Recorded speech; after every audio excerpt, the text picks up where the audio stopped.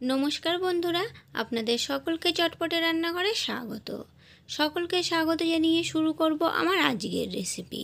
আমার আজকের রেসিপি আলু পটলের রসা। আর এভাবে একবার এই আলু পটলের রসা বানিয়ে দেখবেন, এটা কিন্তু ভাত বলুন কিংবা রুটি পরোটা সব কিছুর সঙ্গে কিন্তু খেতে দারুণ লাগে। তাহলে চলুন দেখে নেওয়া যাক।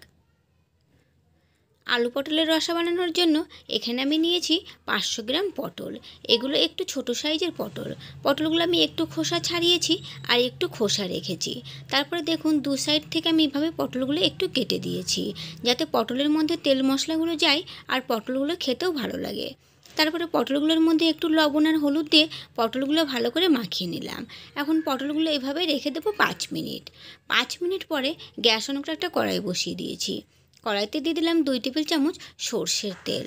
তারপরে তেলটা ভালো করে কড়াইয়ের মধ্যে ছড়িয়ে দিলাম। তেলটা যখন ভালোভাবে গরম হয়ে গেছে, তেলের মধ্যে দিয়ে দিলাম লবণ হলুদ মাখিয়ে রাখা পটলগুলো। আমি এখানে সমস্ত পটলগুলো একসঙ্গে দিয়ে দিলাম। গ্যাসের ফ্লেমটাকে মিডিয়ামে রেখে পটলগুলো যখন এরকম লালচে রং করে ভেজে নেওয়া হয়ে গেছে, তখন পটলগুলো তেল ছেঁকে তুলে নিলাম। আর পটলগুলো কিন্তু এরকম একটু লালচে রং করে ভেজে নিতে হবে। কড়াইতে যে তেলটা ছিল ওই তেলের মধ্যেই দিয়ে দিলাম আলু। আমি এখানে দুটো মাঝারি সাইজের আলু নিয়েছি। আলু দুটো আমি একটু লম্বা লম্বা করে কেটে নিয়েছি। পটলের মতোই আমি একটু লম্বা লম্বা করে কেটে নিয়েছি। তারপরে আলুগুলোর মধ্যেও সামান্য একটু লবণ আর একটু হলুদের গুঁড়ো দিয়ে দিলাম। এখন আলুগুলো লালচে রং করে ভেজে নিয়েছি। আলুগুলো যখন এরকম লালচে রং করে ভেজে নেওয়া হয়ে গেছে, তখন আলুগুলোও তেল ছেঁকে তুলে নিলাম। আবারও 2 টেবিল চামচ সর্ষের তেল দিয়ে ফোড়নে দিয়ে দিলাম 1/2 চা চামচ জিরে, একটা তেজপাতা আর একটা শুকনো লঙ্কা। তারপরে ফোড়নটা ভেজে নেওয়ার পরে দিয়ে দিলাম একটা বড় সাইজের পেঁয়াজ কুচি। এখন এই পেঁয়াজ কুচিটাও একটু লালচে রং হওয়া অবধি ভেজে নেব। পেঁয়াজ কুচিতে যখন এরকম লালচে রং চলে এসেছে, তখন দিয়ে দিলাম 1 টেবিল চামচ আদা রসুন বাটা। আদা রসুন বাটাটা দিয়ে আবারও 1 মিনিটের মতো ভেজে নেব, যাতে আদা রসুনের কাঁচা গন্ধটা চলে যায়।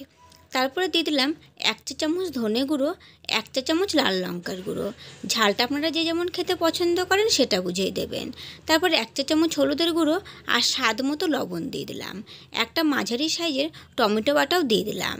তারপরে 1 মিনিটের মতো মশলাটা আমি এভাবেই একটু ভালোভাবে কষিয়ে নিলাম। 1 মিনিট পরে মশলাটা একটু ঢাকা চাপা দিয়ে আবারও প্রায় 3 থেকে 4 মিনিটের মতো ভালো করে কষিয়ে নেব। 3 থেকে 4 মিনিটের মতো মশলা ভালো করে কষিয়ে নিয়েছি। মশলা থেকে কিন্তু তেল ছাড়তে শুরু করে দিয়েছে। এখন দিয়ে দিলাম আগে থেকে ভেজে রাখা আলু আর পটলগুলো। আলু পটলগুলো দিয়ে মশলার সঙ্গে আবারও প্রায় 1 থেকে 1.5 মিনিটের মতো একটু ভালো করে কষিয়ে নিলাম। এখন দিয়ে দিলাম জল। আমি এখানে 1.5 কাপ পরিমাণে জল দিয়ে দিলাম। তবে আপনারা যে যেমন ঝোল বা গ্রেভিটা রাখতে চান সেটা বুঝেই জলটা দেবেন। আলুগুলোও কিন্তু সেদ্ধ হবে, আলু পটলগুলো, তাই সেটা বুঝেই কিন্তু জলটা দিলাম। জলটা দিয়ে নেড়েচেড়ে মিশিয়ে নেওয়ার পরে মিডিয়াম ফ্লেমে রেখে ঢেকে দিলাম 6 থেকে 7 মিনিটের জন্য। 7 মিনিট পরে ঢাকাটা তুলে নেওয়ার পরে দিয়ে দিলাম 1 চা চামচ ভাজা জিরের গুঁড়ো, 1/2 চা চামচ গরম মশলার গুঁড়ো আর একটু ধনেপাতা কুচি। আবার একবার একটু নেড়েচেড়ে মিশিয়ে নিলাম। নেড়েচেড়ে মিশিয়ে নেওয়ার পরে এখন গ্যাসের ফ্লেমটাকে একদম লো হিটে করে দিলাম। লো হিটে করে আবারও ঢেকে দিলাম 2 থেকে 3 মিনিটের জন্য, যাতে জিরে, গরম মশলা আর ধনেপাতার ফ্লেভারটা খুব ভালোভাবে চলে আসে। 3 মিনিট পরে ঢাকাটা তুলে নিলাম। ঢাকাটা তুলে নেওয়ার পরে আবার একবার নেড়েচেড়ে মিশিয়ে নিলাম। আর দেখুন এখানে কিন্তু আলু পটলগুলোও একদম ভালোভাবে সেদ্ধ হয়ে গেছে। আর আমাদের এই আলু পটলের রসাও কিন্তু এখন একদম রেডি। তো এভাবে আপনারাও একবার বাড়িতে বানিয়ে দেখুন, খেতে কিন্তু এটা দারুণ লাগে। ছোট পটল হলে এভাবে গোটা গোটাই নেবেন, বড় পটল হলে আপনারা মাঝখান থেকে 2 টুকরো করে কেটেও দিতে পারেন। ভালো লাগলে চ্যানেলটিকে লাইক, শেয়ার ও সাবস্ক্রাইব করে নেওয়ার অনুরোধ রইল, পাশে থাকা বেল আইকনটি সমেত। আজকের মতো এই পর্যন্তই, ফিরে আসবো নতুন কোনো রেসিপি নিয়ে। সকলেই ভালো থাকবেন, সুস্থ থাকবেন। ধন্যবাদ।